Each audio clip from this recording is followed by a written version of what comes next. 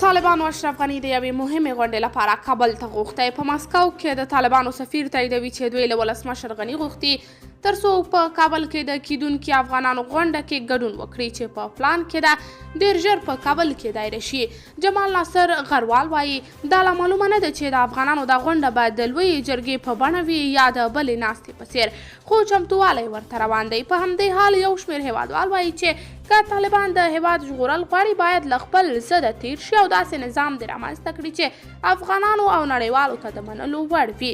دوی همداراز وایي که څه هم اشرف غني ښه رهبر ثابت نشو خو په اقتصادي برخه کې یو ښه مدیر دی. که چیرې ورڅخه لازمي مشورې واخیستل شي او یا څه افتخاري مسؤلیت ورکړل شي نو ډېر امکان شته چې افغانستان له روان اقتصادي بحران څخه وژغورل شي او د نړیوالې مرستې یو ځل بیا افغانستان ته شروع شي. بلخوا هم د لامحیب ویلي هغه ځای چې پاکستان طالبانو ته برابر کړی و د دوی د ژوند څاه وه.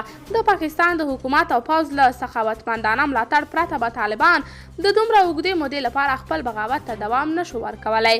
نه یوازې دا چې دوام یې نشو ورکولی بلکې زه فکر کوم چې دوی به لا د مخه په نظامي توګه مات شوي وی. هغه ویلي له سقوط وروسته داسې پروپاګند دی چې یوه موافقه شوې وه. کومه موافقه؟ سقوط مو د وړاندې هغه مهال پیل شو چې امریکا له طالبانو سره مستقیمې خبرې اترې پیل کړې. ښاغلی محب وایي ما هغه وخت اعتراض وکړ او ومې ویل چې تاسو دښمن ته مشروعیت ورکوئ او د افغان حکومت مشروعیت تر پوښتنې لاندې راوړئ. محب زیاته کړې سیاسون یې په دې خبره دوکه کړي وو چې موقت حکومت به راشي تاسو ته به هم پکې برخه ورکول کېږي. اشرف غني او دې ته نږدې حلقه به نه وي. سیاسونو هم ورسره منلي وو.